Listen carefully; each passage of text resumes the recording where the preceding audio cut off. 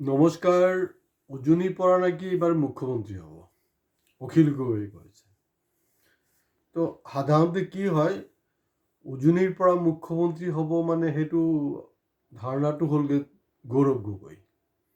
কাৰণ গৌৰৱ গগৈ গোটেই উজনি অসমক মানে গেয়াৰ আপ কৰাৰ কাৰণে যোৰহাটৰ পৰা কণ্টেষ্ট কৰিছে, এইটো আমি চবেই জানো।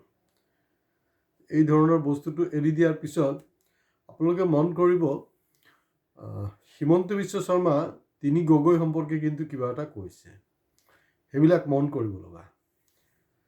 নাম্বাৰ ওৱান, গৌৰৱ গগৈটো কিবা পাকিস্তান লিংক টিংক সেইবিলাক আছে আৰু নতুন দিনে চলি আছে, ক'বলৈ নাই। লুইনৰ কৈছে যে যথেষ্ট তাৰ বয়স হৈছে আৰু এনেকুৱা কোনো কথা নাই যে MLA হোৱাৰ পিছতেহে বিয়া পাতিব লাগিব, তেনেকৈ কোনো কথা নাই। তো তেওঁৰো তেনেকুৱা এটা অৱস্থা হৈছে লুইনৰ। মই এইটো সংযোজন কৰিছোঁ দেই, মানে মামাই আচলতে কমপ্লিট কথাটো ক'ব পৰা নাই।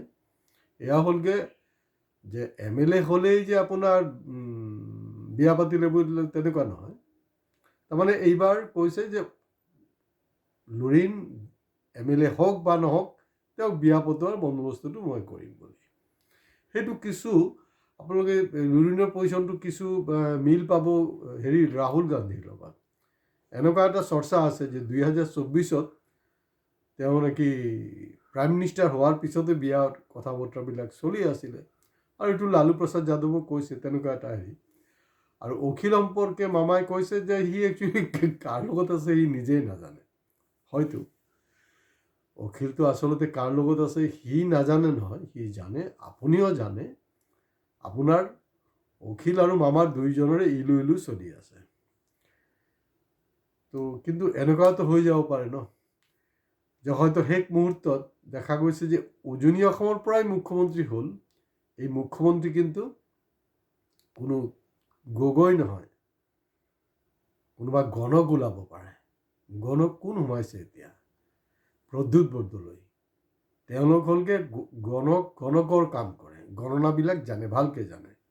হয়তো এনেকুৱা হ'ব পাৰে। আপোনালোকে এটা বস্তু মন কৰিছেনে নাই? কাৰণ ইয়াৰ আগত BJPত যিমান নেতা জইন কৰিছে নহয়, কঁকাল একদম বেকা হৈ গৈছে কেন্দ্ৰীয় নেতৃত্বৰ ওচৰত। তেওঁ কিন্তু বেকা হোৱা নাই দেই, একদম আৰামত খুব এজ ইউজুৱেল বহিছে, আৰু এনেকুৱা এটা ভাৱ যে তেওঁ বহুদিনৰ পৰা BJPৰ লগতে আছে নেকি, তেনেকুৱা এটা বডি লেংগুৱেজবিলাক চাব তেওঁৰ। তো কাৰণ প্ৰদ্যুৎ বৰদলৈ তেওঁ কিবা এটা হিচাপ নিকাচ লগাই লৈছে। কাৰণ 2001 চনত যেতিয়া মুখ্যমন্ত্ৰী তৰুণ গগৈ হৈছিলে, তেতিয়া একজেক্টলি নেক্সট টু CM আছিলে, কিন্তু বা তেনেকৈ এটা আগবাঢ়ি আছিলে প্ৰদ্যুৎ বৰদলৈ, যে একজন ভদ্ৰ মাৰ্জিত মানুহ, কথা বাৰ্তা পাতিব পাৰে, সেই তেনেকুৱা এটা নেৰেটিভছ ক্ৰিয়েট হৈ আছিলে। কিন্তু এই যে আমাৰ ধুৰন্ধৰ মামা একদম বঢ়িয়াকৈ প্ৰদ্যুৎক কিন্তু লেং মাৰি প্ৰদ্যুৎৰ যি স্থানটো আছিলে মানে নেক্সট টু CM, মানে CMৰ নয়নৰ মণি, সেই নয়নৰ মণিটো কিন্তু আল্টিমেটলি হিমন্ত বিশ্ব শৰ্মা হৈ গ'ল। আৰু যিটো কাৰণে তেওঁৰ ভিতৰে কিন্তু খং এটা আছে, নথকা নহয়। আৰু তেওঁৰ মাৰ্ঘেৰিটাৰ কেইবাটা নিৰ্বাচনী সভাত এতিয়াতো তেওঁ হিমন্ত বিশ্ব শৰ্মা আহি থাকে ভাস্কৰ শৰ্মাৰ কাৰণে, কিন্তু এটা সময়ত তেওঁ কম্পিটিটাৰ বুলি ভবাৰ কাৰণে যাতে নিজিকে, তাৰ কাৰণে আচলতে আপোনালোকে মনত পেলাওক যে হিমন্ত বিশ্ব শৰ্মা কিন্তু মাৰ্ঘেৰিটাত প্ৰদ্যুৎ বৰদলৈৰ হৈ প্ৰচাৰ কৰিবলৈ অহাই নাই, আৰু তলে তলে যিমান ডেমেজ কৰিব লগা আছে কৰিছিলে। হয়তো এনেকুৱাতো হ'ব পাৰে ন, উজনিৰ পৰা হ'ব, হয়তো প্ৰদ্যুৎ বৰদলৈ হৈ যাব পাৰে, কোনো ডাঙৰ কথা নহয়। এইটো আকৌ আপোনালোকে নাভাবিব যে এপ্ৰিল ফুলটো আমাৰ দেশত হ'বই, ফুলটো হ'বই। মইতো সদায় কৈ থাকোঁ নহয়, যেতিয়া প্ৰজা মূৰ্খ হ'ব, প্ৰজা যেতিয়া অন্ধ হ'ব, তেতিয়া ৰজাও তেনেকৈ কিন্তু মূৰ্খই হ'ব। মানে ল'ৰা ৰজাৰ নিচিনা হৈ আছে কামটো। আপোনাৰ আমিতো এপ্ৰিল ফুল বনাম। এতিয়া আমাৰ মোদীয়ে কি ধৰণৰ এপ্ৰিল ফুল বনালে?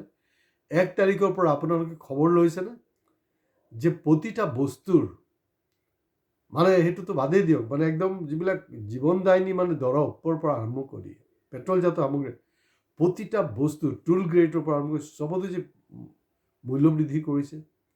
কেনেকুৱাকৈ মানে এপ্ৰিল ফুল কৰিলে?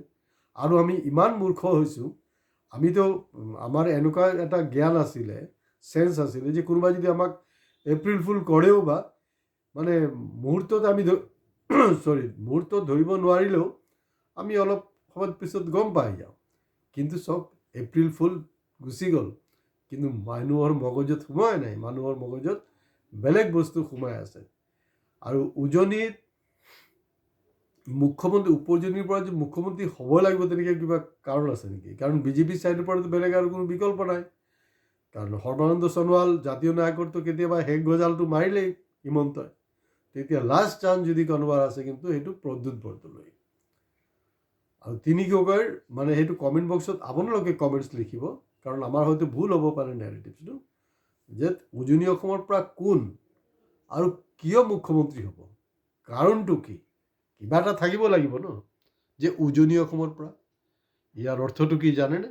ইয়াৰ অৰ্থ, অন্তৰ্নিহিত অৰ্থ খুব বেয়া।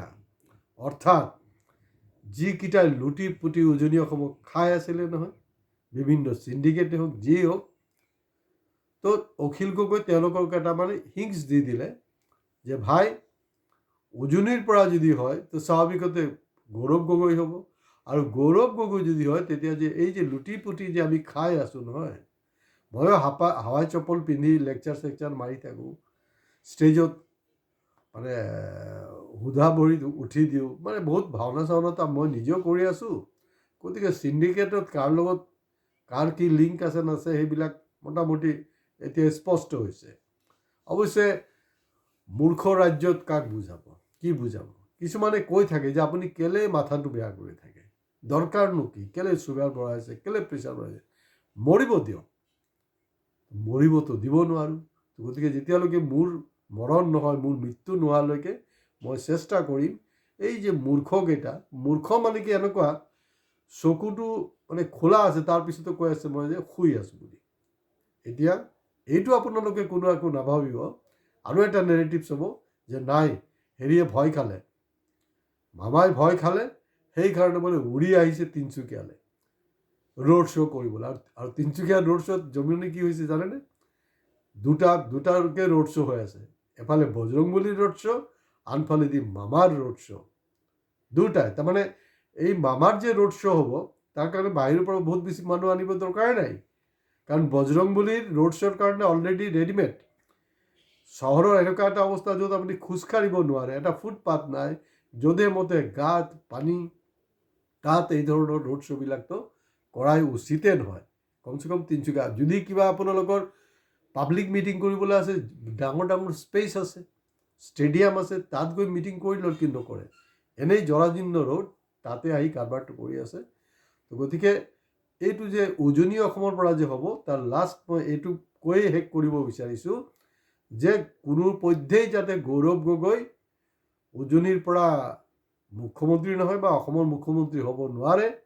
যদি হয় তেতিয়াহ'লে আমি যে ৰমৰমা ব্যৱসায় চলি আছোঁ সেইটো কিন্তু নাইকিয়া হৈ যাব। গতিকে তেওঁলোকে কিন্তু গোটেই যে চিণ্ডিকেটৰ ফ'ৰ্চ, দুৰ্নীতিবাজৰ ফ'ৰ্চ, বদমাছকেইটা, ডকাইতকেইটা, চোৰকেইটা একদম জঁপিয়াই পৰিছে, যাতে কোনোপধ্যেই মানে উজনিত অপজিশ্যনৰ ভাল ৰিজাল্ট হ'ব নোৱাৰে।